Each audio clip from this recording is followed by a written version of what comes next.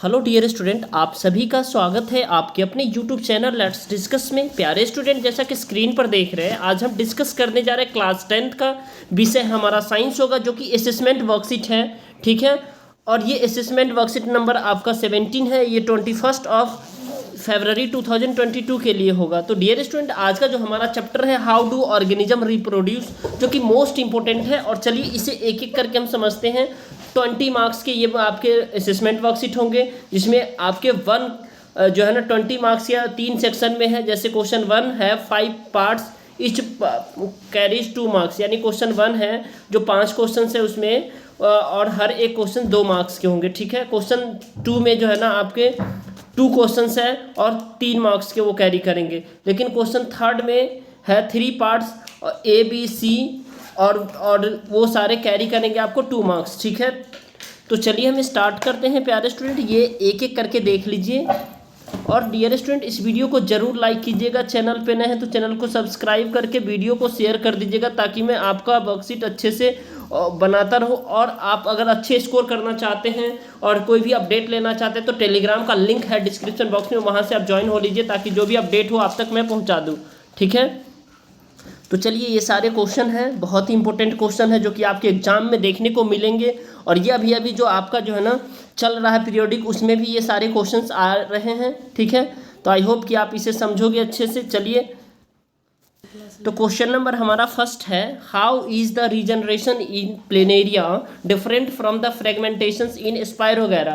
यानी स्पायरोगैरा और प्लेनेरिया, यानी प्लेनेरिया कैसे डिफरेंट है स्पायरोगैरा से, उन दोनों में रीजनरेशन कैसे होता है, और फ्रेगमेंटेशन।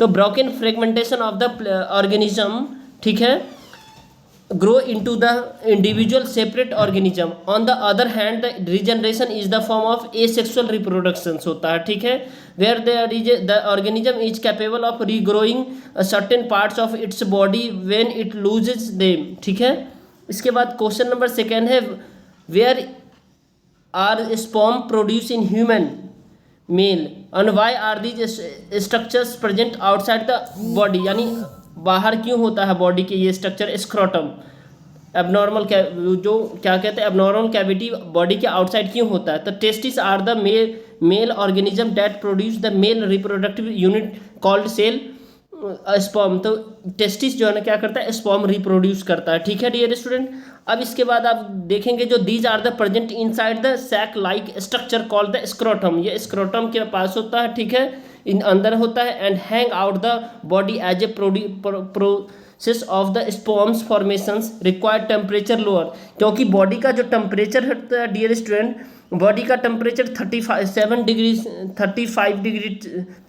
डिग्री टेम्परेचर होता है। ठीक है, और इसका डियर स्टूडेंट, बॉडी का टेम्परेचर 35 डिग्री होता है और इसको 32 से 33 डिग्री टेम्परेचर चाहिए। ठीक है, डिग्री सेल्सियस टेम्परेचर चाहिए स्पर्म को, क्योंकि वो एबनॉर्मल कैविटी होता है, यानी स्क्रोटम होता है जो एबनॉर्मल बाहर होता है। ठीक है, क्योंकि अगर ये बॉडी का टेम्परेचर ज़्यादा होगा तो ये हमारा जो स्पर्म बनेगा वो ख़राब हो जाएगा। इस वजह से जो है इसको कम टेम्परेचर की ज़रूरत होती है, इसलिए ये आउटसाइड होता है। ठीक है, lower temperature that of the body. C part है इसी का, make a correct sequence of the regeneration release of the sperms in human males from the following. यानी इसको करेक्ट सीक्वेंस बनाना है। वेस डिफरेंस टेस्टिस यूरेथस, तो इसका होगा टेस्टिस, वेस डिफरेंस और उसके बाद यूरेथरा। ठीक है, ये होगा आपका करेक्ट सीक्वेंस। डी है, how is asexual reproduction in amoeba different from the that seen in the लेशमानिया। कैसे जो है ना एसेक्सुअल रिप्रोडक्शन जो है ना अमीबा में अलग होता है लेशमानिया से। ठीक है, तो in amoeba the splitting of the cell into the two during the cell division can take place in any plane. Leishmania has a whip like structure at once end of the cell. तो ये point आप लिखेंगे dear student इसमें। ठीक है, इसके बाद आपको जो है ना लेवल करना ए और बी पार्ट है जो कि डायग्राम में है, इसको आप अच्छे से लेवल करेंगे तो ये बहुत इंपॉर्टेंट है आपके एग्जाम पर्सपेक्टिव से। ठीक है, तो देखिए डियर स्टूडेंट, ये आपका कार्पेल है। पॉइंट ए जो है ना ये सारे के सारे को कार्पेल कहते हैं। ठीक है, और ये ओवुल होता है। ठीक है, ये अंडर का पार्ट है। ठीक है, अब देखिए क्वेश्चन नंबर इसी में नेक्स्ट है, draw a well level diagram of the longitudinal sections of the pistillate flowers. यानी अच्छे से डायग्राम इसको दिखाना है। ठीक है, flower which has only female reproductive organs also give an example of the same, और उसका एग्जाम्पल भी बताना है। तो देखिए dear student, female reproductive part जो है ना पिस्टल्स और carpel is the female reproductive part होता है और फ्लावर का etch carpel is a made of the stigma style and the ovary, ठीक है, इससे बना होता है। अब देखिए इसका जो है ना आपको क्या करना है, ये यहाँ का इस पार्ट का जितना भी है ना ये सारे आपको लिख देना है। ये फीमेल रिप्रोडक्टिव पार्ट है, ठीक है, जैसे पिस्टल हो गया, स्टिग्मा हो गया, स्टाइल, ओवरी, ठीक है, उसके बाद ये पूरे मिलाकर के कार्पेल कहलाता है, ये ओवुल होता है और स्टेमन होता है, ठीक है। बट ये स्टेमन आपको नहीं लिखना, ये सारे पॉइंट आपको लिख देना है, ठीक है। और इसी तरह फिगर ड्रॉ करना, अगर आप इसको भी लिख देते हैं तो आपके एग्जाम पॉइंट ऑफ व्यू से आप बहुत अच्छे स्टूडेंट कहलाएंगे, क्योंकि ये भी पूछा जा सकता है, ठीक है। तो आपको कंप्लीट इसका जो है ना क्या करना है, याद रखना है, ठीक है। अगले प्रश्न की ओर हम बढ़ते हैं। Brief describe the function of the gonads यानी सेक्स ऑर्गन के बारे में इन ह्यूमन मेल्स एंड फीमेल्स के बारे में आपको छोटे में डिस्कस करना है, ब्रीफ यानी शॉर्ट में। The gonads the primary reproductive organ होता है, are the testis in the male होता है and ovaries in the female होता है, यानी मेल में टेस्टिस होता है और फीमेल में ओवरीज होता है, ठीक है। These organs are the responsible for the producing the sperm, और ये स्पर्म प्रोड्यूस करता है एंड ओवम में, ठीक है। But they also secrete the hormones and also consider to be the endocrine gland होता है, ठीक है। आई होप कि आपको ये समझ में आ गया प्यारे स्टूडेंट। अब हम आगे बढ़ते हैं। क्वेश्चन नंबर हमारा 3 होगा जो कि मोस्ट इंपॉर्टेंट है। If a flower doesn't have स्टेमन, यानी फ्लावर के पास स्टेमन नहीं होता तो what kind of pollination will be show, अगर स्टेमन नहीं होगा तो कैसा जो है ना पॉलिनेशन होगा। तो flower which bear the either only pistol और स्टेमन, अगर स्टेमन हो या फिर पिस्टल हो तो वो कहलाएगा यूनिसेक्सुअल फ्लावर, याद रखिएगा। लेकिन कह रहा फ्लावर डजंट हैव स्टेमन, तो स्टेमन नहीं होगा, अगर स्टेमन नहीं होगा या पिस्टल नहीं होगा तो यूनिसेक्सुअल होगा। लेकिन इसमें आगे आपको देखना है, ये also refer to the incomplete flower होता है, तो एग्जाम्पल जैसे यूनिसेक्सुअल, ठीक है। और फ्लावर आर द ककम्बर मतलब खीरा होता है, पपाया में आप देखते हैं और कॉर्न में देखते हैं, तो ये आपकी एग्जाम्पल है, ठीक है। चलिए ए पार्ट आपको समझ में आ गया है। अब आगे का पार्ट हम इसी में देखते हैं प्यारे student. Differentiate between self pollination and the cross pollination, self pollination और क्रॉस पॉलिनेशन के बारे में बताना है।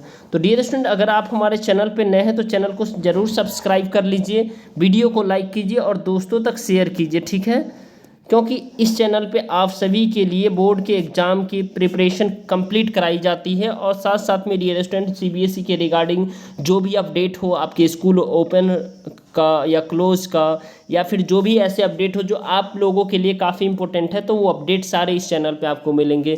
और टेलीग्राम का लिंक डिस्क्रिप्शन बॉक्स में, वहाँ से आप ज्वाइन हो लीजिए ताकि आपको जो भी इन्फॉर्मेशन शेयर करूँ वहाँ तक आपको सबसे पहले मिल जाए, ठीक है डियर स्टूडेंट। तो चलिए अब आगे देखते हैं। Differentiate between the self pollination and the cross pollination, self और क्रॉस पॉलिनेशन में आपको डिफरेंस बताना है, ठीक है। तो देखिए self pollination occurs when the pollen from the another it deposited on the stigma of the same flower, यानी जब पॉलन दूसरे के ऊपर डिपॉजिटेड हो जाते हैं स्टिग्मा सेम फ्लावर पर तो वो सेल्फ पॉलिनेशन कहलाता है। और द अनदर फ्लावर, दूसरा flower the same plant cross जो है ना। अब क्रॉस पॉलिनेशन क्या होता है, it is the transfer of the pollen from the another one of the flower to the stigma, यानी दूसरे फ्लावर से जो है ना जो स्टिग्मा होता है, ठीक है, उसमें जो है ना क्या होता है, ट्रांसफ़र होता है another flower on a different individual of the same species, ठीक है। अब आगे देखना है dear student, question number next है जो कि बेहद इंपॉर्टेंट है।